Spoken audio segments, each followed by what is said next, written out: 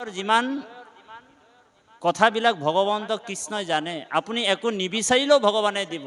যে যথা মম প্ৰপদ্যন্তে তথাম্য ভজামহম, যোনে যেনেকৈ মোক ভজিব তেনেকৈ তেওঁ ফল পাবই, নিশ্চিত পাব।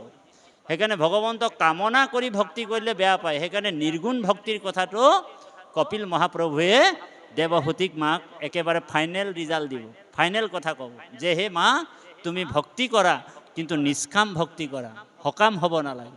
আৰু নিৰ্গুণ ভক্তিতেহে মই বেছিকৈ তুষ্ট হওঁ। কিন্তু ভক্তিৰ আৰম্ভণিটো কিন্তু সকাম দেই বাৰু। ভক্তিৰ আৰম্ভণিটো কি? সকাম। ভগৱন্তই কৈছে অকাম সৰ্বকাম মুখ্য কাম উদাৰধি ত্ৰিবেণা ভক্তি যজয়তে পুৰুষম পৰম।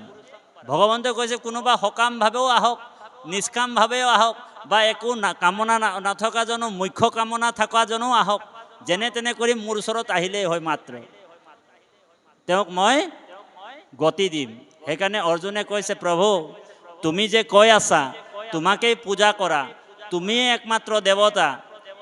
এই পৃথিৱীত অন্য মানুহবিলাকে অন্য দেৱ দেৱী পূজা কৰিছে, সেই মানুহবিলাকে পাপ কৰিছে নেকি? ডাইৰেক্ট প্ৰশ্ন, বৰ গুৰুত্বপূৰ্ণ কথা, ধ্যান দিওঁ। অৰ্জুনে কৈছে যে হে প্ৰভু, তুমি যে কৈ আছা তোমাকেই পূজা কৰা, তুমিয়ে একমাত্ৰ দেৱতা, অন্য মানুহবিলাকে অন্য দেৱ দেৱী পূজা কৰি আছে, সেই মানুহবিলাকে পাপ কৰিছে নেকি প্ৰভু? অৰ্জুনৰ ডাইৰেক্ট প্ৰশ্ন। তেতিয়া ভগৱানে কৈছে হে অৰ্জুন, পূজা কেতিয়াও পাপ হ'ব নোৱাৰে।